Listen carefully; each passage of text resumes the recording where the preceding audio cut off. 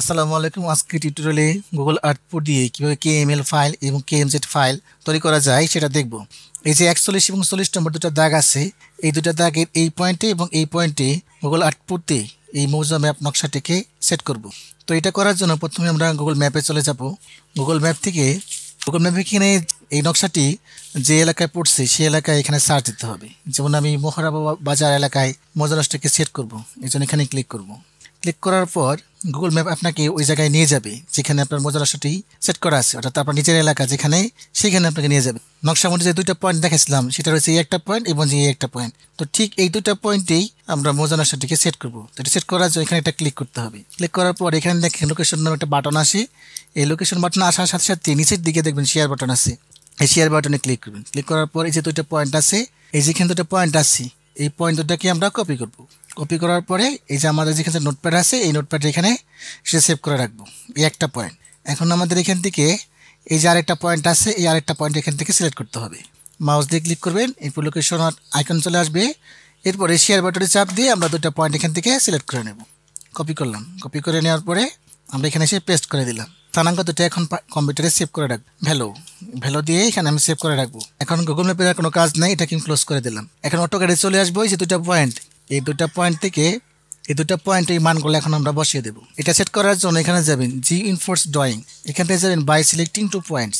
By selecting two point থেকে pick point first pick point এখানে select করলাম। Select করার পর ওই যে মান দুটো কপি করছিলাম সেটা সেখান থেকে ওপেন করে নেব। প্রথমে এটাকে কপি করব, কন্ট্রোল সি দিয়ে কপি করে এখানে আমরা পেস্ট করে দেব। এরপর এই ভ্যালুটাকে কপি করব। কপি করার পরে এখানে এসে পেস্ট করে দেব। এরপর সেকেন্ড পয়েন্ট থেকে এখান থেকে ক্লিক করব। ক্লিক করার পরে এখানে আমাদের যে 2 নম্বর মানটা ছিল সেখান থেকে এখানে কপি করে নেব। কপি করলাম। কপি করার পর এখানে পেস্ট করে দিলাম। আবার এখান থেকে আবার এখানে পেস্ট করব। এই মানটাকে কপি করলাম। কপি করার পরে এখানে পেস্ট করে দিলাম। তারপর দিলাম অ্যাকসেপ্ট দেওয়ার পরে আমরা এখানে যাব জিএনফোর্স ড্রয়িং, এখান থেকে আমরা শো অবজেক্ট, এই শো অবজেক্টে ক্লিক করব। ক্লিক করার পর পুরো অবজেক্টটাকে ক্লিক করলাম। ক্লিক করার পরে ইন্টারসার্ট দিবেন। ইন্টারসার্ট দেওয়ার পর দেখেন যেখানে আমাদের এই যে লেখা আছে জিওলোকেট অবজেক্ট দেখাচ্ছে, মৌজা ম্যাপ যেখানে সিলেক্ট করেছিলাম সেখানে একদম অটোমেটিকলি সিলেক্ট হয়ে গেছে। তো এটা যদি ঠিক থাকে তো এখানে আমরা দেবো যে এই যে গ্রিন মার্কটা আছে এই গ্রিন মার্কটাকে আমরা ক্লিক করব। এখানে স্যাটেলাইট ভিউ আছে, এটা দেখতে পারবেন। এই যে আমার মৌজা নকশাটা এখানে সেট হয়ে গেছে।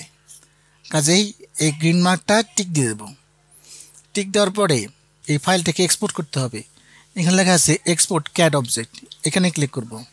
ক্লিক করার পর অ্যাকসেপ্টে সিলেক্ট করবেন। সিলেক্ট করার পর মাউসের আই বাটন ক্লিক করব। ক্লিক করার পর এখানে ফাইলের নাম দিবেন, যেমন 103JL নাম্বার দিয়ে এটা আমি ডেস্কটপে সেভ করে দিলাম। সেভ করার সাথে সাথে গুগল আর্ট প্রো আমাদের ওই ম্যাপের লোকেশনে অটোমেটিক্যালি নিয়ে যাবে। একদম দাগ নম্বর আমরা দেখতে পাবো কোন জমিটির দাগ নম্বর কত, এটা আমরা এখান থেকে বলে দিতে পারবো। এখন আমরা কেএমএল ফাইল সেট করব। আবার যাব CAD export CAD object, accept করলাম, মৌজাটিকে সিলেক্ট করলাম, মাউসের আই বাটন ক্লিক করলাম, এখানে লেখা আছে কেএমজেড। এই কেএমজেড থেকে এখন আমরা সেট করবো কেএমএল ফাইল। এরপর ডেস্কটপ থেকে সেভ করব। এরপর আমাদের গুগল আর্ট প্রো আর আমাদের ওই ম্যাপের এখানে নিয়ে যাবে। এই যে দেখেন, এই যে আমাদের নকশাটি যেটা কাজ করেছিলাম, যে নকশাটা আমরা বলে করেছিলাম, এই নকশাটা এখন এখানে পুরোপুরি সেট হয়ে গেছে। এখন যেখানে আমরা ফাইলটাকে সেভ করছিলাম, যে কেএমএল ফাইলটা রেডি করছিলাম 103JL, সেটা এখন খুঁজতে হবে। এই যে এইটাই হচ্ছে আমাদের 103JL নাম্বারে কেএমএল ফাইল। এখন কিন্তু গুগল আর্ট প্রো অফ করে দিয়েছি। এখন এখানে ক্লিক করলেই গুগল আর্ট প্রো অটোমেটিকলি আমাদের ওই জায়গাতে নিয়ে যাবে। এটা করার উদ্দেশ্য হতেছে সময় বাঁচানো, কাজটা তাড়াতাড়ি এগিয়ে নিয়ে যাওয়া। এই যে এখন আপনারা এখান থেকে বলতে পারবেন যে এই জমিটি কত নম্বর, এই জমিটি কত নম্বর, এই জমিটি কত নম্বর। যেহেতু এখানে কচুরিপানার পানি দিয়ে ভর্তি, আইলগুলো দেখা যাচ্ছে না, কিন্তু আপনি কিন্তু নিশ্চয় করে বলতে পারতেছেন এটা 23 নম্বর জমি, এটা 24 নম্বর জমি, এটা 26 নম্বর জমি। তো এইভাবেই গুগল আর্ট প্রো দিয়ে কেএমএল ফাইল তৈরি করবেন। ধন্যবাদ সবাইকে। আজকে টিউটোরিয়ালটি ভালো লাগে চ্যানেলটিকে সাবস্ক্রাইব করবেন। কোনো অংশ বুঝতে না পারলে আমাকে কমেন্ট করবেন, আমি আপনাদেরকে রিপ্লাই দিয়ে দেবো। ধন্যবাদ সবাইকে।